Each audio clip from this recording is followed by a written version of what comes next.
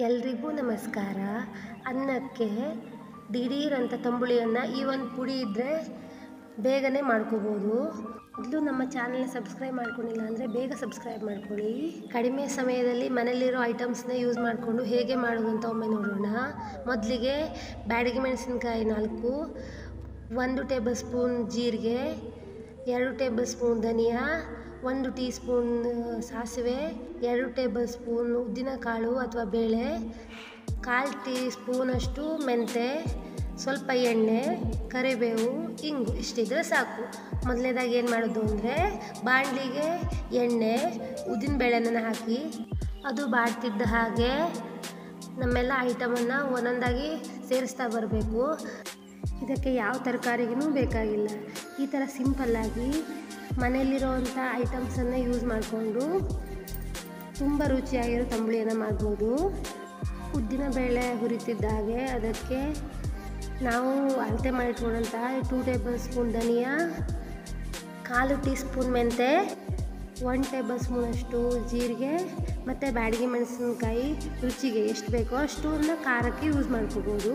ಈ ಥರ ಹಾಕಿಬಿಟ್ಟು ನಂತರ ಲಾಸ್ಟು ಸ್ವಲ್ಪ 1 ಹಿಡಿಯಷ್ಟು ಕರಿಬೇವಿನ ಸೊಪ್ಪನ್ನು ಹಾಕ್ತಾಯಿದ್ದೀನಿ. ಕರಿಬೇವಿನ ಸೊಪ್ಪು ಹಾಕಿ ಗ್ಯಾಸ್ ಆಫ್ ಮಾಡಿದ್ರೆ ಸಾಕು, ಜಾಸ್ತಿ ಹುರಿಯೋಕ್ಕೇನಿಲ್ಲ ಅದು. ನಂತರ ಅದನ್ನು ತಣ್ಣಗಾಗೋಕ್ಕೆ ಬಿಡಬೇಕು. ಬಾಣಲಿನಲ್ಲೇ ಬಿಟ್ಟರೆ ಅದು ಸೀದೋಗ್ಬಿಡುತ್ತೆ. ಆದ್ದರಿಂದ ತಣ್ಣಗಾಗೋಕ್ಕೆ ಪ್ಲೇಟಲ್ಲಿ ಹಾಕಿಡಿ. ಅದು ತಣ್ಣಗಾಗ್ತಿದ್ದ ಹಾಗೆ ನೀರು ಹಾಕದೇ ನುಣ್ಣಗೆ ಗ್ರೈಂಡ್ ಮಾಡ್ಕೋಬೇಕು. ನೀರು ಹಾಕಬಾರ್ದು. ನೀರು ಹಾಕಿದ್ರೆ ಬೇಗ ಕೆಟ್ಟೋಗ್ಬಿಡುತ್ತೆ. ನೀರು ಹಾಕಿಲ್ಲ ಅಂದರೆ 2 ತಿಂಗಳಾದರೂ ಇದು ಹಾಗೇ ಇರುತ್ತೆ. ಫ್ರಿಜ್ಜಲ್ಲಿ ಸ್ಟೋರ್ ಮಾಡಿ ಇಟ್ಕೋಬೋದು. ಸಿಂಪಲ್ಲಾಗಿರೋ ತಂಬುಳಿ ಆದ್ರೂ ತುಂಬ ರುಚಿಯಾಗಿರುತ್ತೆ. ನಂತರ ಇದಕ್ಕೆ ಒಗ್ಗರಣೆನ ಮಾಡ್ಕೋಬೇಕು. ಇದು ಆಪ್ಷನಲ್ಲು. ಒಗ್ಗರಣೆ ಮಾಡಿಕೊಂಡ್ರು ಪರವಾಗಿಲ್ಲ, ಮಾಡ್ಕೊಳ್ಳದೇ ಇದ್ರೂ ಏನು ತೊಂದರೆ ಇಲ್ಲ. ನಂತರ ಅದಕ್ಕೆ ಒಗ್ಗರಣೆಗಂತ ಸ್ವಲ್ಪ ಎಣ್ಣೆ, ಜೀರಿಗೆ ಮತ್ತು ಸಾಸಿವೆ ಎಲ್ಲ ಹಾಕಿ ಒಗ್ಗರಣೆನ ಮಾಡಿಬಿಟ್ಟು ಇದಕ್ಕೆ ಸೇರಿಸಿದ್ರೆ ಆಯಿತು, ರೆಡಿ ಆಯಿತು ನಮ್ಮ ತಂಬುಳಿ ಪುಡಿ. ಈ ಪುಡಿನ ಯೂಸ್ ಮಾಡಿ ಬರೀ 1 ನಿಮಿಷದಲ್ಲೇ ತಂಬುಳಿ ರೆಡಿ ಮಾಡ್ಬೋದು. ನನಗೆ ಮೊಸರು ಸೇರಲ್ಲ, ಮೊಸರಿಂದ ತಂಪಾಗುತ್ತೆ, ಮೊಸರು ತಿನ್ನಲ್ಲ ಅನ್ನೋರು ಕೂಡ ಇದನ್ನು ಖುಷಿಯಿಂದ ತಿಂತಾರೆ.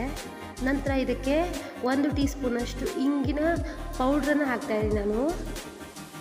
ಎಲ್ಲ ಸೇರಿಸಿ ನೀಟಾಗಿ ಕಲಸಿದ್ರೆ ಮುಗೀತು, ತಂಬುಳಿ ಪುಡಿ ರೆಡಿ ಆಯಿತು. ಹಿಂಗೆ ಬೇಡ ಅನ್ನೋರು ಬೆಳ್ಳುಳ್ಳಿ ಒಗ್ಗರಣೆನೂ ಮಾಡ್ಕೋಬೋದು. ಯಾವುದಾದ್ರೂ ಒಂದೇ ಒಗ್ಗರಣೆ ಮಾಡ್ಕೋಬೇಕು. ಬೆಳ್ಳುಳ್ಳಿ ಹಾಕಬೇಕು, ಇಲ್ಲ ಹಿಂಗೆ ಹಾಕಬೇಕು. ನಂತರ ಇದರಿಂದ ಹೇಗೆ ತಂಬುಳಿ ಮಾಡೋದು ಅಂತ ತೋರಿಸ್ತೀನಿ. ಏನೂ ಕಷ್ಟ ಇಲ್ಲ. ಸ್ವಲ್ಪ ಮೊಸರನ್ನು ತಗೊಂಡು ಅದಕ್ಕೆ ಉಪ್ಪು ಮತ್ತು ನಮ್ಮ ತಂಬುಳಿ ಪುಡಿನ ಸೇರಿಸಿದ್ರೆ ಮುಗೀತು. ತಂಬುಳಿ ಪುಡಿ ಹಾಕಬೇಕಾದ್ರೆ ನೋಡ್ಕೊಂಡು ಹಾಕಿ, ನಿಮ್ಮ ಟೇಸ್ಟಿಗೆ ಅನುಸಾರವಾಗಿ ಸೇರಿಸ್ಕೋಬೇಕು. ನಮಗೆ ಇಷ್ಟ ಹಾಕಿದ್ರೆ ನಮ್ಮ ಮನೇಲಿ ಕರೆಕ್ಟಾಗಿರುತ್ತೆ, ಅದಕ್ಕೆ ನಾನು ಸ್ವಲ್ಪನೇ ಸೇರಿಸಿದ್ದೀನಿ. ನೀವು ನೋಡಿಕೊಂಡು ಖಾರ ನೋಡಿಕೊಂಡು ಸೇರಿಸ್ಕೊಳ್ಳಿ.